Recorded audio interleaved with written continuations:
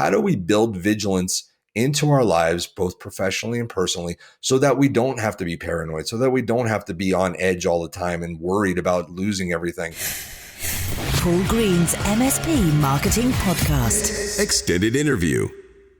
Hey, I'm Len Herstein. I'm the author of Be Vigilant, Strategies to Stop Complacency, Improve Performance, and Safeguard Success. And that's never really a subject that we've tackled on the podcast before, Len, which is when you're successful, maintaining that success. And that's why when I heard about your new book coming out, I wanted to get you straight onto the podcast to talk about it. So before we talk about the book, let's talk about your career, because you've worked with some pretty impressive companies in your time. Well, I've had a long and winding career. So I started out in consulting, working for Anderson Consulting, which is Accenture now.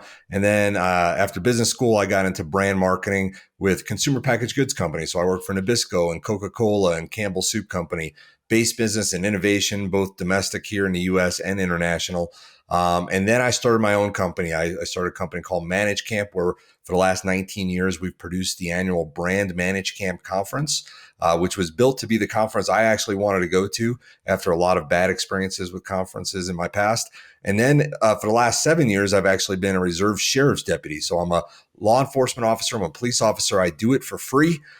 So people think I'm a little crazy, but I've done that for 7 years. And it was something that I just wanted to give back to the community and be part of a solution as opposed to whining about problems. And that experience combined with my previous experience in marketing and entrepreneurship and business in general led to the insights that led me to write this book. Okay, so we have an extended interview which we'll be putting on YouTube after this podcast, and I'm going to ask you about being a sheriff's deputy and how your business experience has flowed into that. I think you're the first serving law enforcement officer that we've actually had on the podcast, so that's all right. Cool. I'm going to have to work on someone from the FBI next year. That would be even better. There you go. Let's talk about. I don't know better. I don't know if it's better, but whatever. It's the same. Hey, I'm British, so we just see FBI up there at the top. Right. And small town sheriff's deputy. I'm sorry, it's not quite Mulder and Scully, is it? It's not quite getting there. But, hey, so let's talk about the book then. So tell us what the book's called and what's it about? Because you say it's about success and not losing success. Now, yes. I know lots of successful people, and actually I can relate to the theme of there is an underlying fear of when you've got nothing and you're throwing yourself into a business, you've got nothing to lose, and then once you've got something and you've built up assets and you've got a business that works well, I've also detected, not in all of them, but in some of the people I know who've been quite successful, that underlying fear that it could all be lost in some way. Yeah, absolutely. Here's the thing about success. Until you have it, you don't have much to lose. So, you don't find a lot of bootstrapping startups working in their mother's garage, maxing out their credit cards that are complacent. Complacency comes with past success. And so the book, as you asked, is called Be Vigilant, Strategies to Stop Complacency, Improve Performance, and Safeguard Success. Like I said, is born from my most recent experience in law enforcement, where one of the first things we learned was this idea that complacency kills. And as I started thinking about it from my 30 plus previous years of business, I started thinking, you know what? Complacency kills businesses. It kills brands. It kills relationships, both professional and personal. And so I really got deep into what is complacency? Why is it so dangerous? Why are we so vulnerable to it, especially when we experience success? And most importantly, what can we do to identify it and fight it? So I guess for those of us who aren't law enforcement officers, it would be very easy for us to understand how in law enforcement, of course, complacency can kill, because I imagine every single situation you're going into, you don't know the circumstances and you don't know when, something could go horrendously wrong very, very quickly. But how does that really relate back to business? Because surely within law enforcement, that's the very nature of that job is every situation is new and things go wrong fast. Does that really transfer back to business? Yeah, absolutely. I was surprised. I went into that experience thinking it was going to be 100% different from anything I'd done before. And in some cases, in some ways it was, but there's a lot of similarities, and it all gets to kind of the root cause of what complacency is. So the reason why complacency is so dangerous in law enforcement, you were mentioning watching TV shows and stuff. In TV shows, you only see the exciting stuff. The vast majority of things that happen in law enforcement each day, we're successful at things that happen. And we just, we do a traffic stop and we do another traffic stop, and we do another traffic stop, and they all turn out fine. The reality is that every now and then something goes wrong.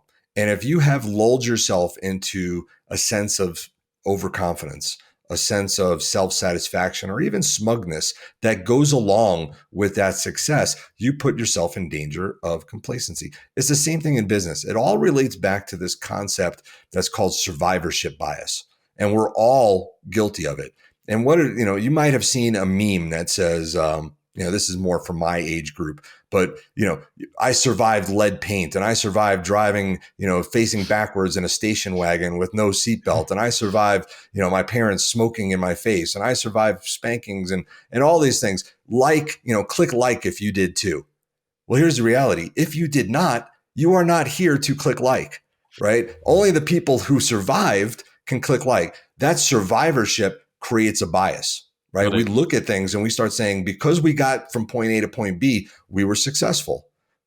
The reality is we might have gotten there because we were lucky, because we did more things right than wrong, because our competitors did more things wrong than we did, because of a lot of different situations. And so complacency is just as dangerous for us, both in personal and professional life. As we experience success, we get overconfident. We let our guard down. We stop paying attention. We stop being aware. And that awareness is what creates the right environment for complacency to grow. And complacency is always there. It's not something you can ever eradicate. It's always waiting in the background. I don't like using this terminology anymore, given current circumstances and events, but it's like a virus that's sitting there waiting to grow. And when you give it that overconfidence, when you let your guard down, that's when complacency comes to bear. And it happens in business as much as it happens anywhere else. We can point to businesses that we've all known, big names or small names, whatever it is, that were once really successful, that all of a sudden were not. And even they're gone. And you look at it and you say, well, how could they have been so dumb? How could they have been so lazy? How could they have been so, cocky? We can all be that way. It's just whether those circumstances eventually catch up to us. I love that survivorship bias. That's such a great concept, and so easy to put yourself in that, in that shoes. And I guess it kind of means that complacency virus, let's call it that, the complacency virus is actually built into our programming, which is kind of strange, because you think we have the same programming today that we did when we were, cave dwellers 100,000 years ago, where actually I guess you couldn't afford to get complacent because something else would come along and eat you if the things that were previously eating you stopped eating you. Yeah. The interesting thing, though, is that evolution has actually created complacency. Some of the things that we do that make us complacent are actually built in to keep us sane, to keep us healthy. We are very quick to forget things that go wrong. We're very quick to forget painful experiences, right? And put them aside. Because if we just spent all day thinking about those and wallowing in them, we would not be mentally healthy people, right? Yeah. So there are a lot of things, we're built to be comfortable. We want to feel comfortable. And so we're kind of fighting evolution a little bit when we think about how do we instill vigilant practices, vigilant strategies in our life. Nobody wants to be paranoid. And that's a lot of times people think that the opposite of complacency is paranoia. But the difference is that paranoia is based in fear. Vigilance is based in awareness. And so this book and everything I talk about and everything I do is based around how do we build vigilance into our lives, both professionally and personally, so that we don't have to be paranoid, so that we don't have to be on edge all the time and worried about losing everything. These practices allow us to build awareness into our lives and into our businesses. And so this is what it's all about. It's all about being aware and vigilant, not paranoid and scared. Yeah, that makes perfect sense. So we can all think about big company failures over the last 100 years where it's fairly obvious to us with the benefit of hindsight that those companies have become complacent. So I'm thinking of the railroad companies in the US who were offered a chance to invest in the early airlines and scoffed at it because, they'd already invested millions of dollars building an entire rail network. And they thought, oh, this air travel will never take off. You can think of more recent ones like Kodak. Kodak, of course, was utterly married to its paper and film business, and completely missed the digital revolution. Even Nokia, and there's a great book, and I can't remember what it's called because it wasn't a particularly well-read book, but there's a book written by the guy who was chairing Nokia at the point the iPhone came out, and he actually successfully transformed Nokia into a supplier in the back end of telecoms rather than being, the sort of the front end handset manufacturer that it was in the late 90s and early noughties. Right. So it's very easy for us to look at those big business ones, but the vast majority of people listening to this podcast, they're MSP owners or managers. They run their own business. They're there at the coalface or very close to the coalface daily, and the technology world that we're in, Len, of course, is changing massively. I mean, I've only been in the MSP world for 6 years, and I've almost done a cycle of innovation. In that it's sort of every 7 to 10 years, something major changes. And just in the 6 years I've done, I've seen cybersecurity go from something that is kind of there in the background to now it's actually it's for many MSPs, it's the lead driving marketing factor when they're having conversations with business owners. So in your book and in your experience, do you really see that complacency coming in with small businesses? 100%. Yeah, for sure. Everything that you're talking about, when you think about your MSPs, right? These are things where a lot of times things are going right. You are an expert in what you're doing, right?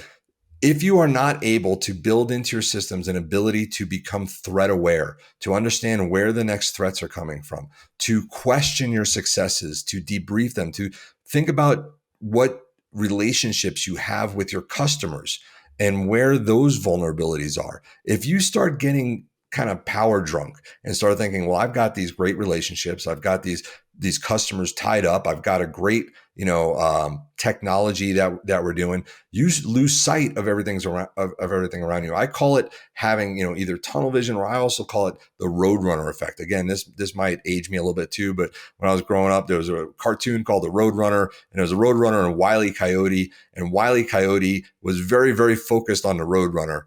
But all of the dangers that befell Wile E. Coyote never came from the Roadrunner, always came from somewhere else that he never saw coming, because he had that tunnel vision, because he was so confident in where he thought his threats were, that he lost sight of everything else. So those are the types of things. One of the things I talk a lot about that has a lot of reference or relevance to MSP owners is this idea of the best type of disruption is self-disruption. So you were talking about companies and industries that had been afflicted by complacency. One of the ones and another one that most people will bring up at some point in time in this conversation would be Blockbuster and Netflix. And that's a great story about how Blockbuster had the opportunity to buy out Netflix and all these things and didn't do it. My favorite part of that story, though, is what comes next, because Netflix to me is a great example of a self-disruptor. So Netflix disrupted that industry by going to mail order video discs, right? But then they self-disrupted and went and took the whole industry to streaming. And then they self-disrupted and went to, self-created content and being their own producers of content. And then they self-disrupt and go into gaming and things. So every time they're doing that, they're making sure that they are staying on the forefront and not waiting for someone else to disrupt them. That's actually my favorite part of the Blockbuster Netflix story. And it really is very relevant, I think, to your audience with MSP owners, is how do we make sure that that disruption is coming from the inside and not from the outside? Yes, so true. And of course, there is a great book. Again, I can't remember the title of the book. You just Google it, the Netflix Blockbuster story. You're right. It's a fascinating story. And Blockbuster was absolutely fiddling while Rome burned. They were so caught up in delivering profits and, keeping their franchisees happy. They couldn't see the entire world changing around them. Then you look at Apple. And of course, Apple, its best-selling product was the iPod when it introduced the iPhone. And they introduced the iPhone knowing full well it would kill off the iPod. And there are so few companies that would do that. It would be really interesting to see if Apple is actually capable of doing this again in the future, of introducing something that, I mean, it's inconceivable to think of killing the iPhone. But will they pull that off again and manage to reinvent themselves for another generation? I don't know. I'd argue they're already doing it. Argue they're already doing it by bringing their chips in-house. Right. So if we look at all the problems that are befalling the every industry, almost automotive, electronics, whatever, is the ability right now to find chips, right? And fighting for these microchips to be able to make all their products work. Well, one of the things that Apple has already started doing, and we're already working on before all this happened, was to say, you know what? We're tired of relying on other people's chips to drive our products. So maybe that's not an innovation in terms of something that's going to, take over the iPhone, but it's an innovation in terms of seeing where their threats were coming from and bringing those capabilities in-house so that they're not a phone manufacturer just anymore. They are a chip manufacturer. Yes, and they control absolutely every single aspect of the entire experience. Yeah. Okay, there's so many more things I want to talk to you about, and we're going to do that in the extended interview, which we'll talk about in a second. But tell us more about Be Vigilant. So who should read this book, and what's the benefit? What's the big takeaway that we'll get from reading your book? Yeah, so for me, the big takeaway for this book, and you mentioned it when we first started this interview, is the idea that most people spend a lot of time trying to figure out how to be successful. Most books, most how-tos are built around how do I become successful? Not a lot of people think about how do I keep that success? And so the big idea from this book is success is not the end goal. Keeping that success, whatever you call success, and your definition of success might be different than mine. And it's certainly different than, say, Elon Musk's or someone like that, right? So everybody has a different definition of what success is, but understanding what that is and understanding the fact that keeping that success is the most important part. If you have experienced success in life, in business, whatever level you are, you don't have to be a CEO. You don't have to be an MSP owner. You can be, a leader of a team. You can be a leader of a division. You could be a member of a household, a family, whatever it is. If you've experienced success and you have any interest in keeping that success, this book is for you. Okay. And where can we get it from? Amazon, I presume? Amazon, Barnes & Noble, wherever you buy kind of ebooks worldwide, you can usually get it. If you want to, you can check out my website, Len Herstein, LenHerstein.com, and links are there. Or you can, like you said, just go to Amazon. So I mentioned the symptoms of complacency. So lots of the MSP world is really interesting. And I forget the exact number that someone, I think it was Jay McBain. This might not have been Jay, but that Jay's a very famous analyst within the sort of the what we call the channel, which is the technology world that we operate in. And it might have been Jay or someone else said there are something like 40,000 MSPs worldwide. So it's a huge sector. Billions and billions, if not trillions, of dollars spent every single year. And although I said earlier, about how you have these reinventions every 5 to 7 years or so, quite often I'll come across MSPs who are still using the old business model. So the old business model from sort of 5-10 years ago was something called break fix, where literally you waited for things to break and then you fix them. And then the current model is managed services, where people pay you monthly recurring revenue and you look after everything for them and you stop things going wrong. And I'm in no way a futurist, but it's very, very easy to see that the next model will be something to do with security. It might be the managed security services provider. It might be something else. But as you look at businesses now, how do you see signs of complacency? So warning signs that the leaders are not innovating fast enough within that business. Yeah, so there's some really clear and easy ones that you can look for. One I've already mentioned. So if you feel like you've got a really good handle on who your competition is and where that competition is coming from, and where your threats are, if you feel really confident about that, it's possible you're getting complacent. Right? Because you should always feel like you need an eye out as to what's next, what's coming, where's that coming from?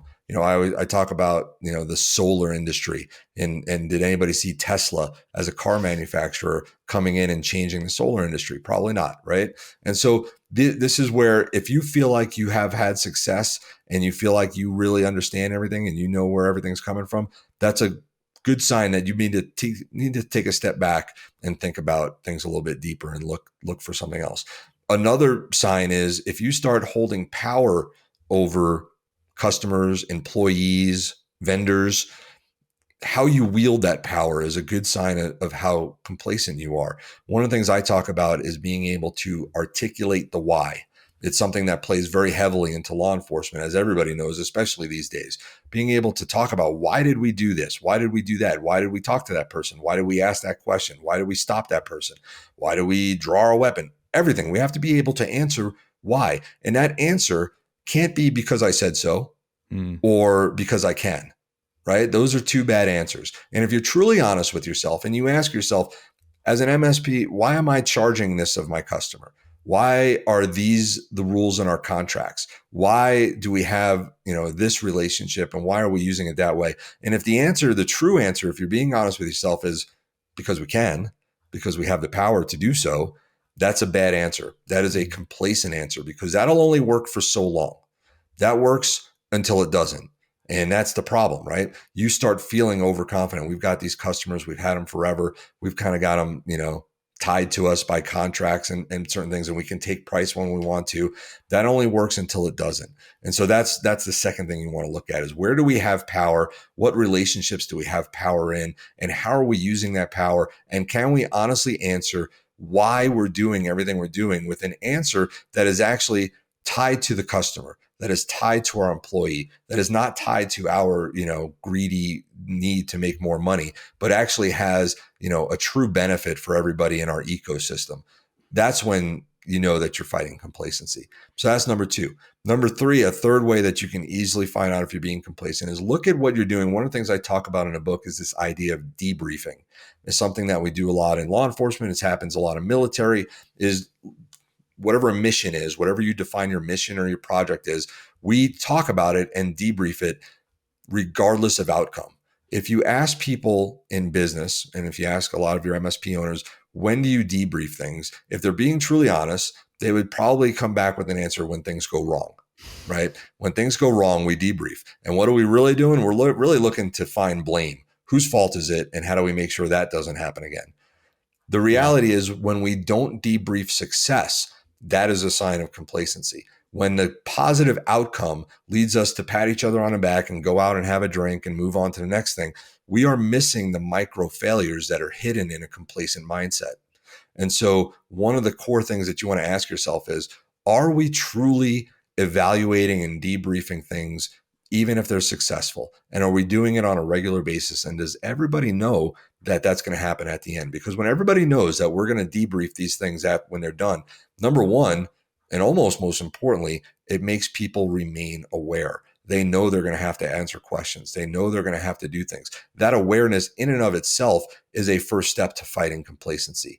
So those are three things that you can look at right now in terms of, do we truly understand where our threats are coming from, or are we comfortable in what we think our competitive set is? And how are we wielding our power? And can we truly articulate our whys in ways that make sense for our constituents? And also, are we questioning everything even when everything goes right? I'm not a sports guy at all, but I remember about 10, 15 years ago, England won the Rugby World Cup. So rugby, of course, being like American football, but without the padding and right. a bit more injury. And I remember reading that the thing, I can't remember the coach's name, but the biggest thing that the coach had introduced was they flipped from overanalyzing failures and congratulating themselves on successes to the other way around. That when they failed at something, that was when they headed off to the pub and said, let's just have a beer and get over it. But it was when they were successful, they analysed why they were successful, which is exactly what you've just said there. So you own Manage Camp, which is a business you created a number of years ago. What do you do as the leader of Manage Camp to make sure that you're not caught out by complacency? Well, the ironic thing is I didn't for a long time. And, it's actually, I write a little bit about it in the book, because not until I got into law enforcement and started really thinking about complacency did I realize how complacent I had been. Because for a lot of years, we just kept producing conferences and people kept coming and we were having success. And we never thought about, well, what happens if people can't meet in person or don't want to meet in person anymore? And then we all know what happened in the last few years, and we were not ready for it. We had not built up our capabilities to work virtually, to put on virtual events, to create a value proposition that made it into a thing that could be profitable for us. right? These are all things that we had not considered because we got so comfortable in what we were doing. And so, only since I started doing this and only since I started writing a book have we started to become way more vigilant in what we're doing. And we're fighting back to gain everything we've lost at this point because we were so overconfident. So now what we're doing is we're trying to plan ahead. We're trying to look for what are those threats. We're trying to figure out how do we create relationships with our customers that go beyond the actual event, right? That create that bond that takes us, whether it's live or virtual or whatever it is, hybrid, whatever it's going to be moving forward, that we're building those capabilities ahead of time. We're looking at the right metrics. One of the things I talk about in the book too, and this is another sign that you could be getting complacent, is are you using the right metrics, or are you using what author Eric Ries would call vanity metrics, things that feel good but don't really tell us what's actually going on. For a long time we would, with websites, we would look at clicks or views. How many views did we get? Well, how many actual conversions did we get? That's what's more important, right? So these are the types of things that we're doing every day now to, number one, we're in a rebuilding phase, quite honestly, with ManageCamp because of our years and years of complacency. Do it's fascinating listening to the way you said that, and that was a masterclass in taking responsibility. Because I could interview 100 owners of events businesses, and we're recording this, sort of March 2022, just a few months ago, and I could ask 100 owners of events businesses, and 95 of them would say, "Oh, bloody COVID! COVID just wiped us out. Didn't see it coming from anywhere, and just wiped us out." And then you and I forget now the exact terminology you said about 30 seconds ago, but you said something along the lines of we just weren't ready for it, and we were too complacent, and then this thing happened, and we weren't ready for it. And in fact, there's an events company. I live in a little village in the middle of the UK, and there's an events company about half a mile that way. And during COVID, they obviously, no one saw the virus coming, but when they lost all of their revenue, literally overnight, they reinvented themselves into a video conferencing space. Almost within 2 weeks. It was uncanny how quickly they managed to do it. And they're now actually making more profit as a video conferencing space than they ever were as an events company. Because I'm sure you could tell us that the profit can be very hit and miss with events, depending on a whole different number of factors. Did you had a big consulting career, and you had a big corporate career early on? So you mentioned right at the beginning of the interview you worked for Anderson Consulting, which became Accenture, and Nabisco and Coca-Cola. I don't often talk to people who've come from that kind of corporate world. Is it a great place to go and learn at the beginning of your career, or is it the kind of corporate hell that you can imagine it being? Yes and yes. Okay. I think the answer to all of those is yes. Yes. Working for Coca-Cola, Nabisco, Campbell Soup, I worked in brand marketing. So I was internal, I was running brands. I also did sales things as well. So I was kind of, for some time, hybrid sales and marketing. I did innovation work and all that. Those are great companies to learn and get trained. Fantastic. They're also big companies with lots of politics and lots of things. When I was working for Coca-Cola, this was back in 1998-ish. Back then there were people there who had been there 20 years, just by keeping their heads down, not by, just playing whack-a-mole and making sure you didn't pop your head up. And as long as you just did what was asked of you and didn't create any waves, you would just have a nice long career. And back when people could actually retire from a company with a pension and stock options that were actually worth something, that was the goal there. That was the goal. It was like, not how do we be the most innovative company, not how do we be, the people who are, raising our hands and asking questions. It was, how do we stay hidden enough that nobody ever notices us? That was a lot of the mentality in there. So, I learned a lot early on, and I learned at that point, how much I really did enjoy working small companies better. And that's where I got my entrepreneurial bug, and .com era came and went, but that's where I kind of got involved in entrepreneurship, and, never looked back from there.